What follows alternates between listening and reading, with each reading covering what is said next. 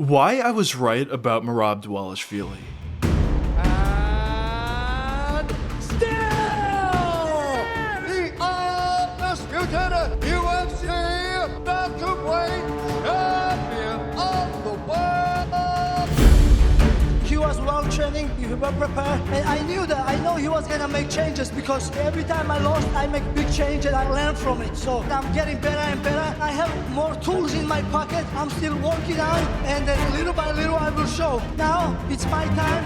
And guys, please believe your dreams and just follow it, work for it, and everything is possible. Like I did, you can do it too.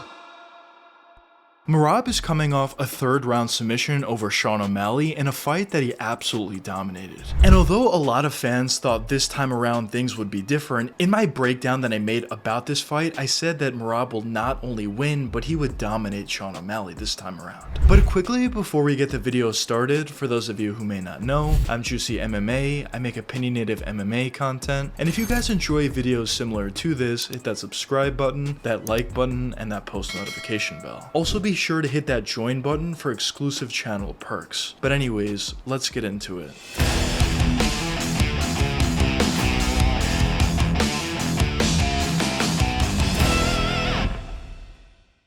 Merab went into this rematch against Sean O'Malley with a similar but more aggressive style than he did the first time. In their first fight, Merab utilized a lot of footwork and a lot of movement to tire out Sean O'Malley, where he was essentially putting Sean on the front foot and essentially utilizing a game plan that he hasn't used against anybody else before, which kind of threw off Sean, and when the opportunities presented themselves, Merab would shoot in for a takedown, taking Sean O'Malley down, and after a full 5 rounds, you saw a very tired and dejected Sean O'Malley out there. But this time around, things were a little bit different. We saw a Merab that was a lot more aggressive against Sean this time around. He was on the front foot a lot more. He was willing to strike with Sean a lot more than he was the first time, and he just seemed to be a lot more comfortable with the striking game. And even a lot of the strikes that he was throwing this time around seemed to have a lot more sting than we've seen from Merab in the past. And we saw a couple of those big shots land on Sean, and although he didn't necessarily get rocked or get hurt all that bad, they stunned him for a second, and at that point Merab utilized those opportunities to shoot in for takedowns. And it seemed like Merab was able to take down Sean relatively easily, but even in those occasions where Sean was fighting off the takedown attempt from Merab, that's still what Merab wants. He just wants to tire out Sean, and I think eventually once we got to that third round, Merab was doing a great job at imposing his will, constantly pressuring, constantly throwing those big shots, and eventually finding those takedowns, and of course he eventually also found that submission.